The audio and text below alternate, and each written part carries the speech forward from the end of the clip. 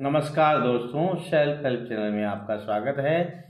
जैसा कि समाचार है, कार्यालय निदेशक प्रारंभिक शिक्षा राजस्थान बीकानेर का आदेश है कि राजस्थान पंचायती राज नियम 1996 उप नियम 277 के तहत राजस्थान प्राथमिक और उच्च प्राथमिक विद्यालय अध्यापक भर्ती 2021-22 गैर अनुसूचित क्षेत्र अध्यापक लेवल प्रथम सामान्य शिक्षा के प्रारंभिक पात्रता जांच हेतु सूचीबद्ध किए गए अभ्यर्थियों के लिए दिशा निर्देश जारी कर दिए गए हैं।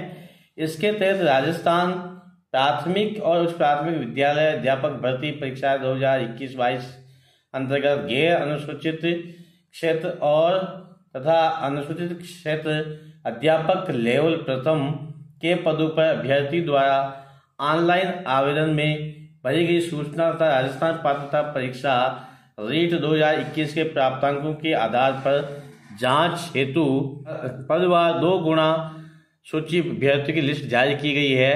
इस सूची में नाम आ जाने मात्र से कोई अभ्यर्थी चयन नियुक्ति अधिकारी नहीं होगा। पंचायती राज अधिनियम 1996 विज्ञप्ति संख्या 01 व 02 दिनांक 31/12/2021 तथा विभागीय निर्देशों के अनुसार पात्र पाए जाने पर अभ्यर्थी के नाम पर अंतिम चयन हेतु विचार किया जाएगा। अब अभ्यर्थी को किनको डॉक्यूमेंट की जांच करवानी, कौन पात्र है, अभ्यर्थी की पात्रता संबंधी जांच संबंधी कार्य शाला दर्पण पोर्टल राज्य शाला दर्पण न्यू पोस्टिंग मॉड्यूल के माध्यम से किया जाएगा। मैं आपको दिखा देता हूँ उसमें किस प्रकार से आपको चलना है। आपको कोई भी ब्राउज़र खोल के वहाँ पे शाला दर्पण टाइप करना है और यहाँ शाला दर्पण के ऊपर क्लिक कर देना है। हम जैसे इस पर क्लिक करते हैं, हम इन्हें स्क्रॉल करते हैं तो नीचे आपका एक नया मॉड्यूल आएगा। देखिए यहाँ आपका लिखा हुआ न्यू पोस्टिंग, इसके ऊपर आपको क्लिक करना है। यहाँ क्लिक करने के बाद आपको सबसे पहले ऊपर लिखा हुआ लाइन पढ़ लेनी है कि सीधी भर्ती 2021-22 अंतर्गत प्रथम सामान्य विशेष के अभ्यर्थी 10 मार्च तक इस पोर्टल पर पंजीयन पर दस्तावेज अपलोड कर सकते हैं। उसके लिए आपको सबसे पहले यहाँ पर रजिस्ट्रेशन जो है, आपका रजिस्ट्रेशन होम पेज पे जाएंगे, रजिस्ट्रेशन एप्लीकेंट रजिस्ट्रेशन, उसके ऊपर हमें क्लिक करना है। क्लिक करने के बाद यहाँ पे अपने पास स्टेप खुल जाएंगे और इस प्रकार से आपके स्टेप खुलेंगे। आपको यहाँ पर एप्लीकेशन नंबर है, एप्लीकेशन नंबर का मतलब जिस वक्त आपने फॉर्म भरा है उस वक्त जो आपको आईडी नंबर मिले हैं वो, और फॉर्म भरते वक्त आपने जो मोबाइल नंबर डाले हैं वो भरने हैं और आपकी जन्म तारीख यहाँ पे डालनी है और ये कैप्चा फिल कर आपको रजिस्टर्ड करना है। रजिस्टर करने के बाद आपको कॉर्नर दूसरा स्टेप जो मिलेगा वो आपका, इसके बाद आपको मोबाइल नंबर के ऊपर एक ओटीपी आएगा।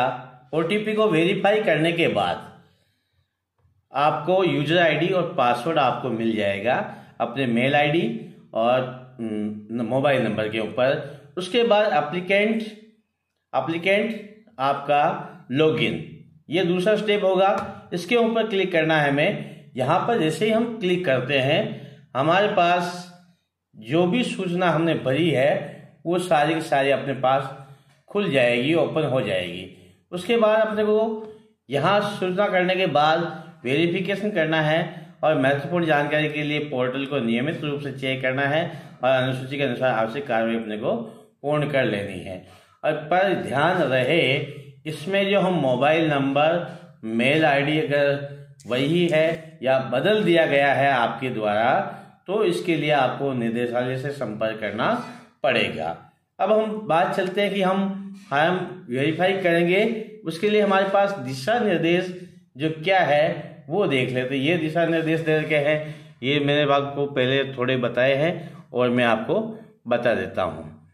इसके द्वारा आप जो SMS के द्वारा अभ्यर्थी जो उनके द्वारा ऑनलाइन भरे गए मोबाइल नंबर, ईमेल पते पर SMS या ईमेल के माध्यम से आवश्यक सूचनाएं प्रेषित कर दी जाएगी। अतः अभ्यर्थी के मोबाइल नंबर व ईमेल बंद होने पर विभाग का कोई दायित्व नहीं होगा, उसको चालू रखना अभ्यर्थी की जिम्मेदारी है। समस्त अभ्यर्थियों को सलाह दी जाती है कि वे आवेदन में भरे गए मोबाइल व ईमेल को निरंतर चेक करते रहे एवं SMS व ईमेल द्वारा प्रेषित निर्देशों की पालना जरूर करें।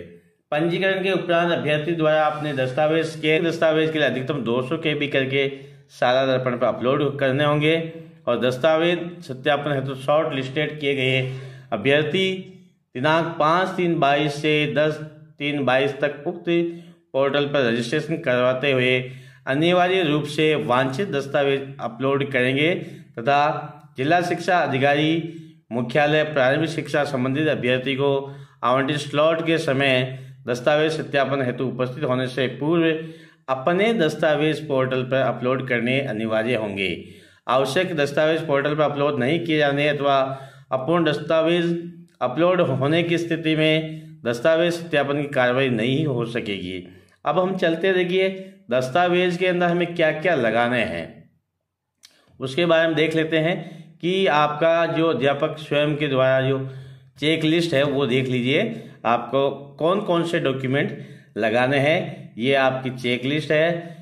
अध्यापक लेवल प्रथम सामान्य विशेष शिक्षा हेतु अभ्यर्थी के स्वयं के द्वारा भरी जाएगी और दस्तावेज सत्यापन जिला, यहाँ आवेदन क्रमांक, अभ्यर्थी का नाम, पिता का नाम, लिंग, आधार, पिता का नाम, जन्म तिथि, वर्ग, जमा आवेदन शुल्क की राशि। चेक लिस्ट में आपका पहला ही क्या है, ऑनलाइन आवेदन की प्रति आपको यहाँ संलग्न करनी है और इनकी साइज 200 KB के बराबर होनी चाहिए। आधार कार्ड की प्रति, माध्यमिक परीक्षा की अंक तालिका एवं प्रमाण पत्र की प्रति, उच्च माध्यमिक परीक्षा की अंक तालिका एवं प्रमाण पत्र की प्रति, स्नातक और समकक्ष के समस्त वर्षों सेमेस्टर की अंक तालिका तथा उपाधि की प्रति, स्नातकोत्तर समकक्ष के समस्त वर्षों सेमेस्टरों की अंक तालिका तथा उपाधि की प्रति, अध्यापक लेवल प्रथम सामान्य शिक्षा के पद के लिए प्रारंभिक शिक्षा में द्विवर्षीय डिप्लोमा अथवा 4 वर्षीय प्रारंभिक शिक्षा शास्त्र में स्नातक, BL, BA, BEd जो भी आपने कर रखा है, STC कर रखी वो आप। अध्यापक लेवल प्रथम विशेष शिक्षा के लिए शिक्षा शास्त्र विशेष शिक्षा में द्विवर्षीय डिप्लोमा की अंक तालिका, विशेष शिक्षा के पद हेतु भारतीय पुनर्वास परिषद से जारी पंजीकरण और राजस्थान अध्यापक पात्रता परीक्षा 2021 के प्रमाण पत्र की रेट की प्रति, मूल निवास प्रमाण पत्र की प्रमाणित प्रति, और ये प्रमाणित प्रति है, सब जो भी प्रतियां स्वयं के द्वारा प्रमाणित होनी चाहिए। अनुसूचित क्षेत्र में सद्भावी निवासी होने का समकक्ष प्राधिकारी द्वारा जारी नवीनतम विशेष मूल निवास प्रमाण पत्र केवल TSP क्षेत्र के पदों के लिए है नवीनतम, बाकी पुराना ही चल जाएगा आपका।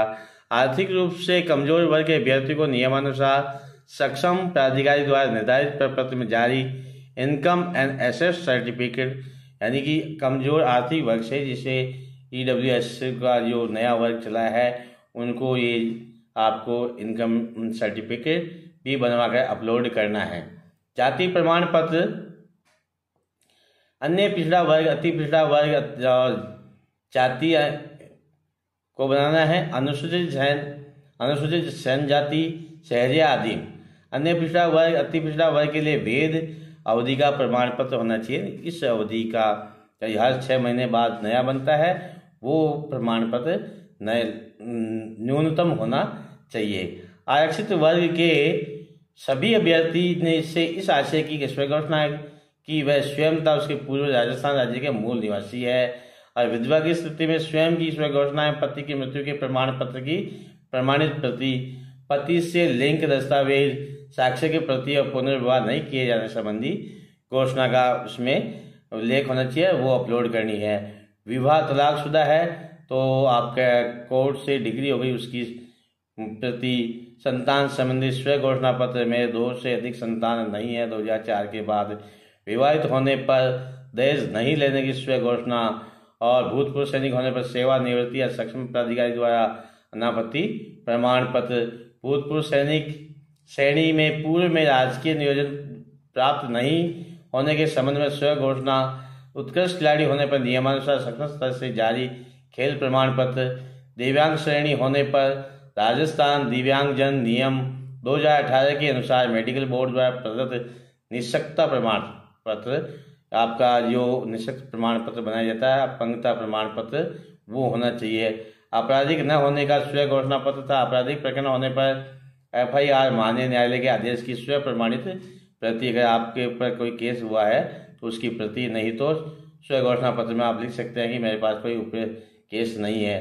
राजकीय सेवा उपक्रम में कार्यरत होने पर नियोक्ता अधिकारी द्वारा अनापत्ति प्रमाण पत्र, आवेदन में 2.5 लाख रुपये से कम आय की सूचना भरी है उस संबंध में सक्षम अधिकारी द्वारा जारी आय प्रमाण पत्र, शैक्षिक एवं प्रशैक्षिक योग्यता के संबंध में स्वयं घोषणा पत्र, अभ्यर्थी के अंतिम शिक्षण संस्थान द्वारा प्रदत्त चरित्र प्रमाण पत्र, जहां से अंतिम बार पढ़ेगी वहां से चरित्र प्रमाण पत्र भी लेना है, और निर्धारित आवेदन शुल्क जमा नहीं कराने की स्थिति में अंतरराशि का भारतीय पोस्टल ऑर्डर, यानी कि आपने पहले फॉर्म भरते वक्त अगर आपने बराबर रुपये जमा नहीं करवाए हैं तो वो आपको उसका अंतर यहाँ पे जमा करवाना है, और यहाँ पे आपको स्वयं सत्यापन करना है। यहाँ आपको नाम, जैसे कि मैं सुरेश चंद्र पुत्र श्री भंवरलाल, उम्र जितनी भी है 35 साल, जाति जो भी आपकी है,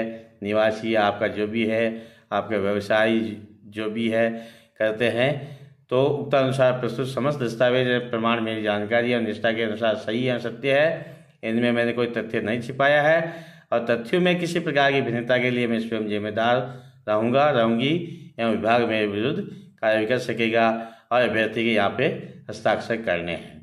उसके बाद भी हमारे पास क्या है, ये स्वयं घोषणा पत्र हमें भर के भी देना है। स्वयं घोषणा पत्र में देखिए आपका यहाँ पे कुल संतान संबंधी, कुल संतानों की संख्या आपकी 2 ही होनी चाहिए, और दहेज नहीं लेने की स्वयं घोषणा ये, और भूतपूर्व सैनिक होने की घोषणा ये।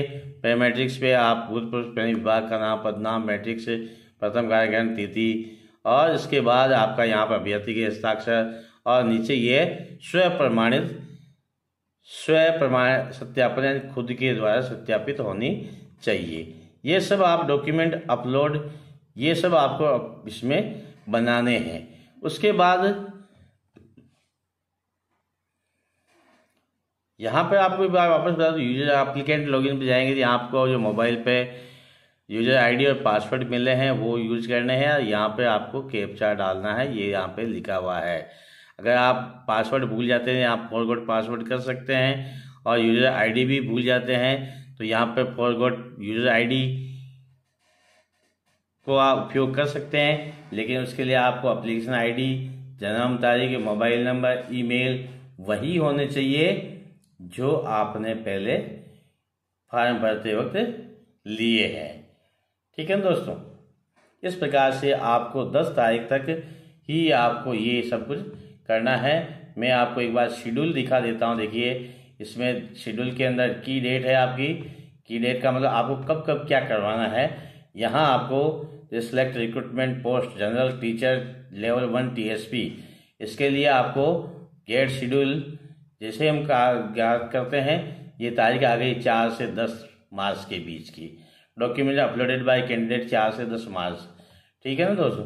इसी प्रकार आप इसमें ये level general teacher level 1 non TSP, इसकी डिटेल ज्ञात करना चाहते हैं तो ये भी अपनी क्या आ जाएगी एप्लीकेशन 4 से 10 मार्च, यानी कुल मिला के सभी कर्मचारी को 4 से 10 मार्च के बीच में ये डॉक्यूमेंट अपलोड करना है रजिस्ट्रेशन करने के बाद।